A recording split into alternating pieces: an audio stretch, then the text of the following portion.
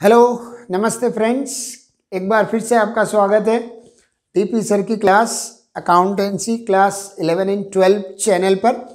और ये 12th class का जो आज का वीडियो है ये बहुत स्पेशल है क्योंकि हम नॉन प्रॉफिट ऑर्गेनाइजेशन के एडजस्टमेंट्स तक पहुंच गए और लगभग अब ये समाप्ति की ओर है। यस, इसके बाद फिर आपको डिवेंचर्स और उसके बाद cash flow statement, comparative and common size statement और पार्टनरशिप के कुछ बचे हुए चैप्टर्स भी फटाफट बोर्ड एग्जाम से पहले अच्छे से करने हैं।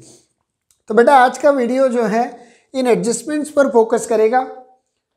हम जब एनपीओ का कोई भी क्वेश्चंस करने बैठते हैं तो आमतौर पे हम स्ट्रगल करते हैं सब्सक्रिप्शन, करंट ईयर का कितना कैसे कैलकुलेट करना है, उसमें क्या प्लस होगा क्या माइनस होगा, बहुत सारे होते हैं, outstanding at the beginning, outstanding at the end, advance at the beginning, advance at the end of the year. साथ ही साथ हमको जो कंज्यूमेबल स्टोर्स हैं, स्टेशनरी, रिफ्रेशमेंट, उनमें कितना अमाउंट इनकम एंड एक्सपेंडिचर में लिखना, कितना बैलेंस शीट में लिखना, और उसके अलावा जो फंड बेस्ड अकाउंटिंग की हमने बात कल के डाउट क्लियरिंग वाले वीडियो में करी ली है।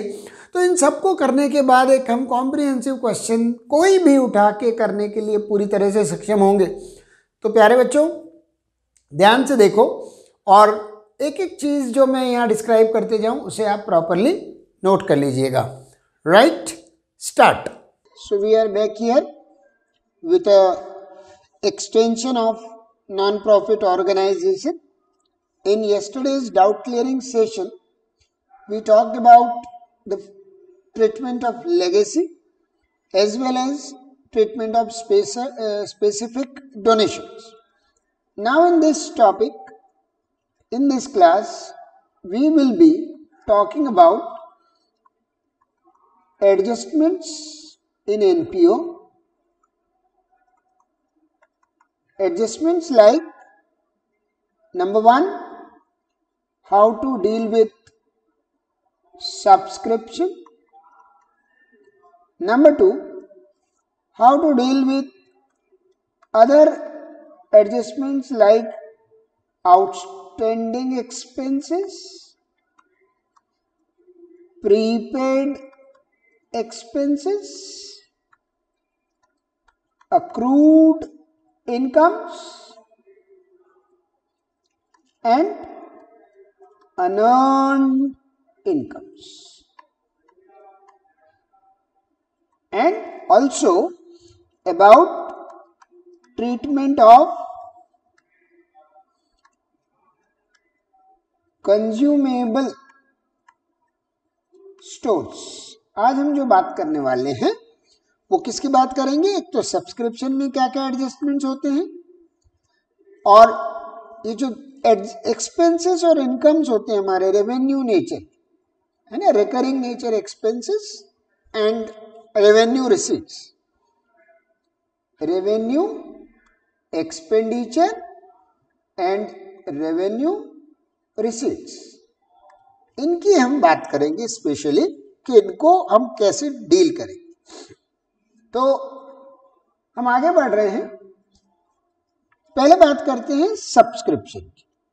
फ्रेंड्स, सब्सक्रिप्शन एक ऐसा कंफ्यूजिंग टॉपिक है इस चैप्टर में कि जहां आमतौर पे बच्चे एरर कर ही देते हैं, लेकिन कोई बात नहीं। देखिए आप इसको कैसे डील कीजिएगा। आप जब सब्सक्रिप्शन आपके सामने आए तो आपको ये ध्यान रखना है कि एक तो हम रिसीट एंड पेमेंट अकाउंट की बात कर रहे हैं और दूसरा हम इनकम एंड एक्सपेंडिचर अकाउंट की बात कर रहे हैं। अब ये जो अकाउंट बनता है रिसीट एंड पेमेंट अकाउंट, हम इसमें बात कर चुके हैं कि ये कैश बेसिस सिस्टम पे बनता है बेटा, कैश बेसिस, और ये जो बनता है ये एक्रूअल बेसिस पे बनता है। तो अब कैश बेसिस और एक्रूअल बेसिस पे बनता है, इसका इससे क्या कनेक्शन हुआ? तो ये कनेक्शन है कि यहां पर हमें एक्चुअल अमाउंट रिसीव्ड लिखना है। रिसीट एंड पेमेंट अकाउंट में कौन सा अमाउंट लिखा जाता है? Actual amount received. irrespective of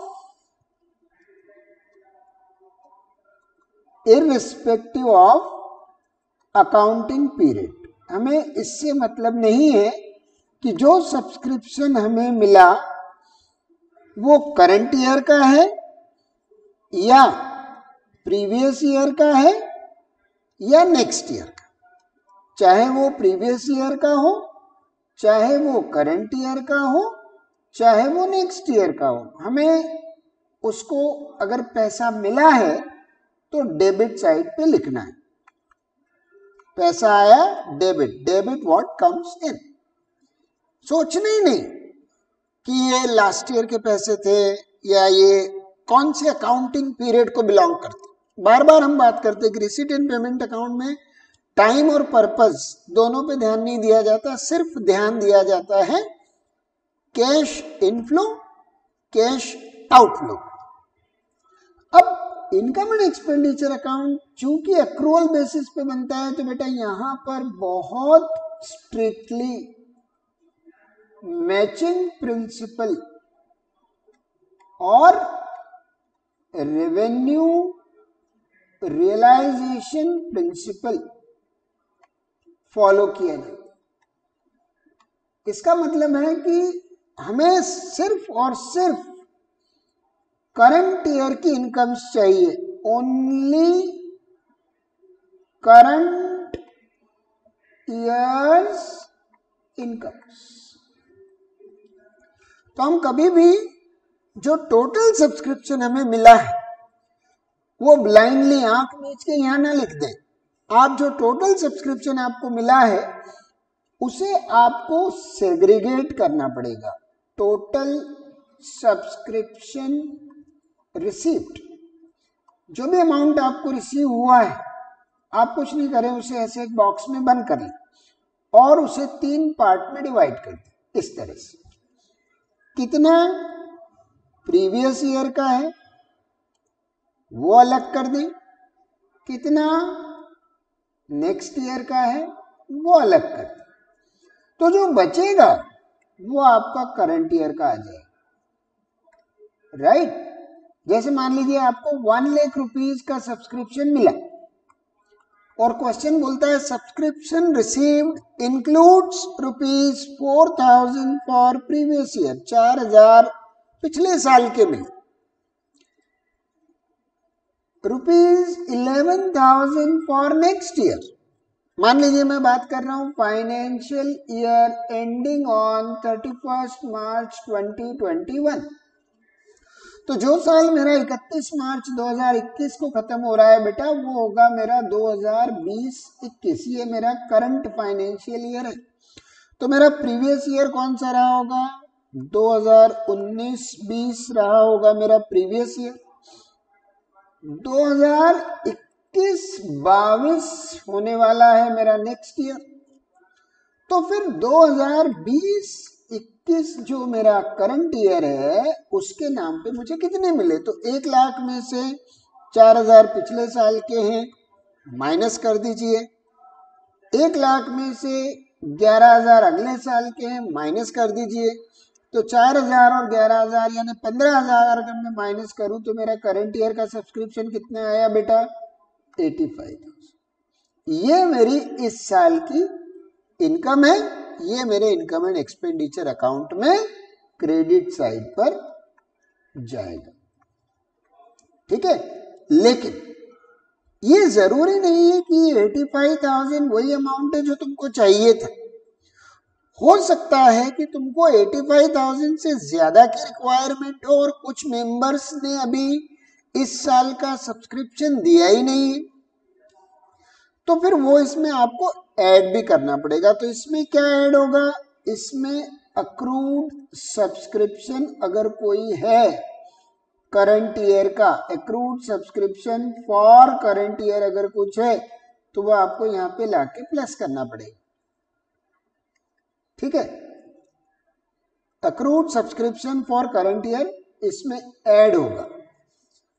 और कुछ ऐसा भी तो हो सकता है कि कुछ मेंबर्स आपको इस साल का सब्सक्रिप्शन लास्ट ईयर ही देके बैठे हो। जैसे बेटा अभी आपने देखा ना कि मुझे 20-21 में 21-22 का भी पैसा मिला, तो ऐसा भी तो हुआ होगा कि मुझे 19-20 में 20-21 का पैसा मिला हो। तो अगर मेरे पास ऐसा कोई सब्सक्रिप्शन है जो लास्ट ईयर मिला था मगर इस साल के नाम पे मिला था, तो मुझे यहां लाके ऐड करना पड़ेगा। तो एडवांस फ्रॉम लास्ट ईयर वो मुझे यहां पर लिखना पड़ेगा। तो कुल मिला के मेरा फॉर्मूला क्या बना, अब आप ध्यान दीजिएगा मोस्ट इंपॉर्टेंट चीज पर, जो है फॉर्मूला। बेसिक फॉर्मूले की बात कर रहे हैं अपन। क्या करें, पहले लिख लें टोटल अमाउंट रिसीव्ड। आपको जितना भी अमाउंट मिला है वो आप नोट कर लें। ये आपको कहां मिलेगा, ये आपको as per receipt and payment account मिलेगा। RNP अकाउंट में गिवन होगा कितना सब्सक्रिप्शन आपको कुल मिला के मिला, 1 लाख 2 लाख 5 लाख जितना भी अमाउंट मिला। अब जरूरी नहीं है कि वो पूरा अमाउंट करंट ईयर का हो, तो इसमें आपको लेस करना पड़ेगा। क्या लेस करेंगे, point number 2, less received for last year, है ना, रिसीव्ड फॉर लास्ट ईयर। तो इसमें जो भी पैसा पिछले साल का है वो प्लीज माइनस कर दीजिए, क्योंकि लास्ट ईयर अगर नहीं मिला होगा तो वो पैसा इस साल मिला। कुछ मेंबर्स ऐसे थे बेचारे जो पिछले साल आपका पैसा नहीं दे पाए, नो प्रॉब्लम, उन्होंने वो पैसा इस बार दे दिया। तो जिस साल कैश का फ्लो होता है वो उस साल की इनकम हो ये जरूरी नहीं है। कैश फ्लो कभी भी हो सकता है। इनकम को कैसे रिकॉग्नाइज किया जाता है, according to accrual assumption, incomes, revenues, expenses are recognized on the basis of flow of services, not on the basis of flow of cash. तो मुझे अगर किसी बच्चे ने इस बार पैसे दिए कि सर ये ट्यूशन फीस 1 लाख रुपया रखी है, मैं आपसे नेक्स्ट ईयर पढ़ूंगा, तो मुझे पैसे अभी मिले मगर वो इस साल के नहीं है, मैं सर्विस उसको नेक्स्ट ईयर दूंगा तो मेरी इनकम नेक्स्ट ईयर होगी। कैश अभी आया, सर्विस नेक्स्ट ईयर दूंगा, तो जिस साल सर्विस दूंगा उस साल की वो इनकम में गिना जाएगा। तो मुझे ये माइनस करना पड़ेगा जो लास्ट ईयर लोग नहीं दे पाए, उन्होंने इस साल दिया। और क्या माइनस करना पड़ेगा मुझे, एक चीज और माइनस करना पड़ेगी, रिसीव्ड फॉर नेक्स्ट ईयर। कुछ लोग ऐसे भी होंगे जिन्होंने मुझे अगले साल का पैसा अभी से दे दिया, सब्ट्रैक्ट हो जाएगा। तो हमें पिछला माइनस करना है, हमें अगला माइनस करना है, मतलब subtract for past, subtract for future, ये दोनों माइनस हो जाएंगे। और बस एक ही चीज ऐड करनी होती है बेटा, इस फॉर्मूले से अगर अपन चलते हैं तो only one thing is to be added and that is accrued or outstanding for current year. Accrued subscription for current year. कुछ बुक्स में accrued की जगह उन्होंने outstanding वर्ड भी यूज किया है, चलेगा, कोई बात नहीं। Outstanding expense is liability whereas outstanding income is asset.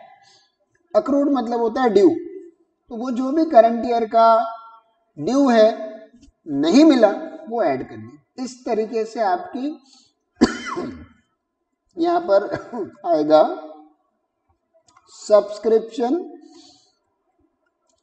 Income for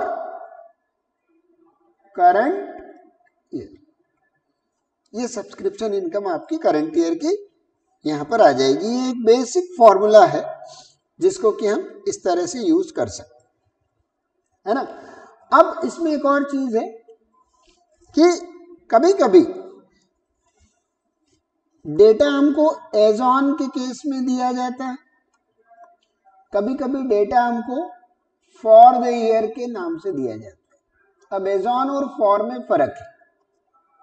as on एक तरह से क्यूमुलेटिव होता है और फॉर जो होता है वो एब्सोल्युटली एक पर्टिकुलर ईयर का होता है, मतलब इंडिविजुअल होता है, ये क्यूमुलेटिव नहीं होता। कैसे? जैसे मैं अगर आपको एक क्वेश्चन बताऊं, ₹5 लाख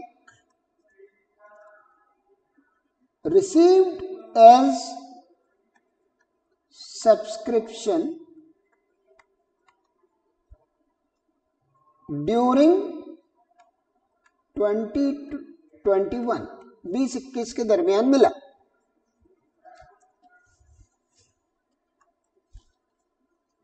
The subscription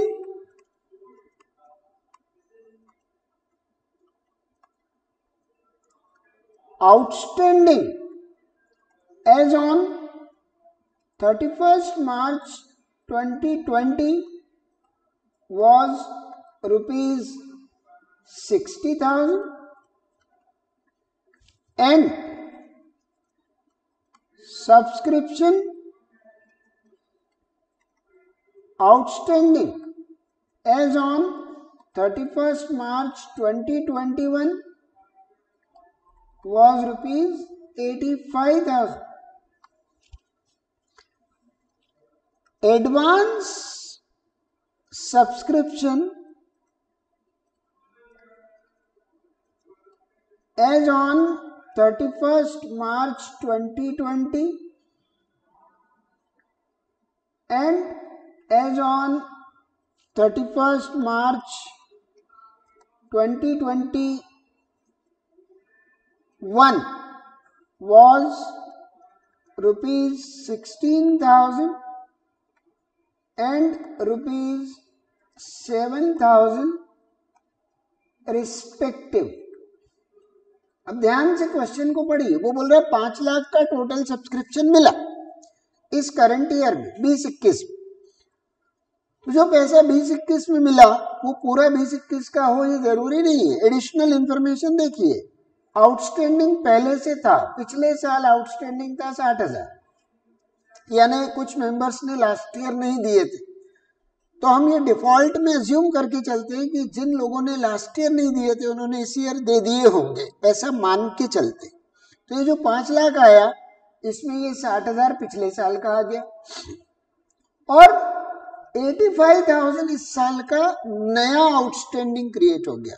जैसा कुछ लोगों ने लास्ट ईयर नहीं दिया उन्होंने इस साल दे दिया और अब इस साल फिर कुछ मेंबर्स ने नहीं दिया, वो नेक्स्ट ईयर देंगे।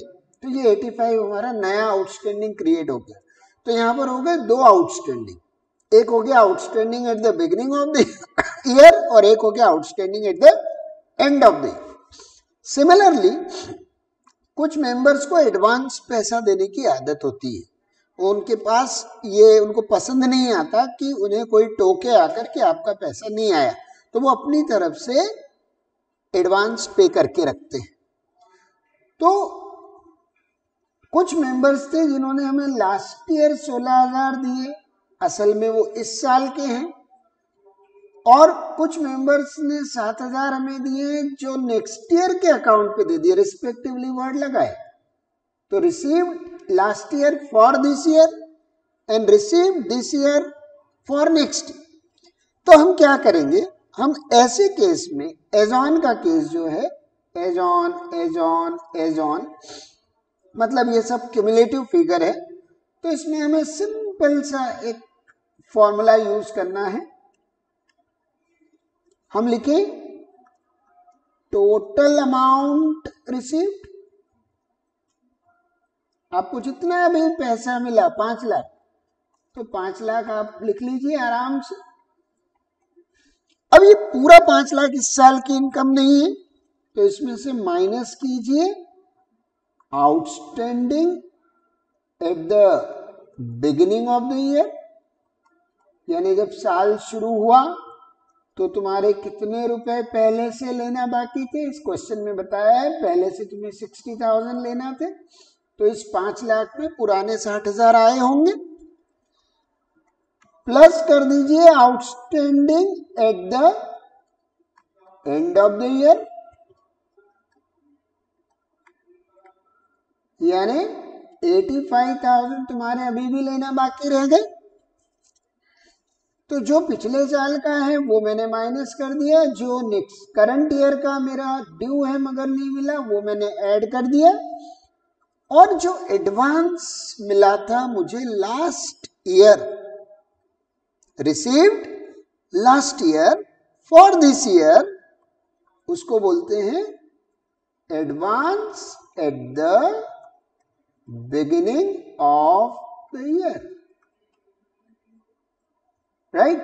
वो हमें बताया है हमारे क्वेश्चन में, देखिए advance received at the beginning मतलब received last year 16,000 for this year, तो ये 16,000 हम इसमें ऐड कर देंगे। असल में ये पैसे इस साल के हैं मगर लोग पिछले साल ही जमा करके चले गए थे, तो वो पैसा हमारी इस साल की इनकम में ऐड हो जाएगा। कैश का फ्लो हुआ लास्ट ईयर मगर इनकम इस साल का गिना जाएगा। और कुछ लोग हमें इस साल पैसा जमा करके जा रहे हैं ये कह के कि ये उनका फ्यूचर का नेक्स्ट ईयर का सब्सक्रिप्शन है, तो माइनस करेंगे advance at the end of the year. तो अगर आपके क्वेश्चन की भाषा शैली ऐसी है कि जिसमें एज ऑन टर्मिनोलॉजी यूज की गई है तो आप फिर ये वाला फॉर्मूला लगा दें। आउटस्टैंडिंग दो टाइप के मिलेंगे, opening closing. Opening outstanding minus होगा, क्लोजिंग आउटस्टैंडिंग प्लस होगा। क्लोजिंग को वैसे भी आप प्लस करते ही थे, फाइनल अकाउंट्स चैप्टर आपने देखा है कि अगर आपके कहीं से इनकम आना रह गई, अक्रूड इनकम है, तो पीएनएल अकाउंट में आप उसे ऐड करके बैलेंस शीट में एसेट दिखाते थे। फाइनल अकाउंट्स आपको पता है।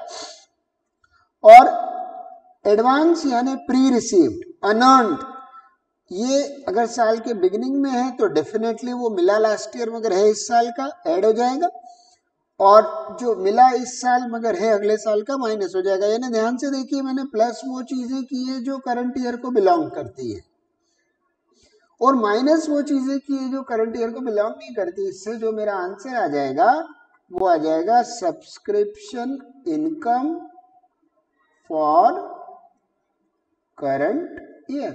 सो 5 lakh minus 60, 440 plus 85, 525, 525 minus 7, 518 plus 16, 5,34,000 ये मेरा income and expenditure account credit करने वाला अमाउंट आ गया। दो चीजें माइनस हो रही, दो चीजें प्लस हो रही। तो एज ऑन और फॉर दोनों में फर्क है। फॉर्मूला मैंने आपके सामने बता दिया है। अगर फॉर का हो तो आपको सिर्फ तीन चीजें ध्यान रखनी है। टोटल अमाउंट रिसीव्ड लिख लें, उसमें से received for previous year minus कर दें, received for next year minus कर दें, और करंट ईयर आउटस्टैंडिंग प्लस कर दें। बस एक दो तीन चीजें ही आपको प्लस माइनस करना पड़ेगी और आपका आंसर आ जाएगा। Income and expenditure account credit side आपको कितने अमाउंट लिखना है, राइट फ्रेंड्स। तो ऐसा थोड़ा सा ध्यान रखें और गलती सब्सक्रिप्शन में ना करें, ये आपसे रिक्वेस्ट।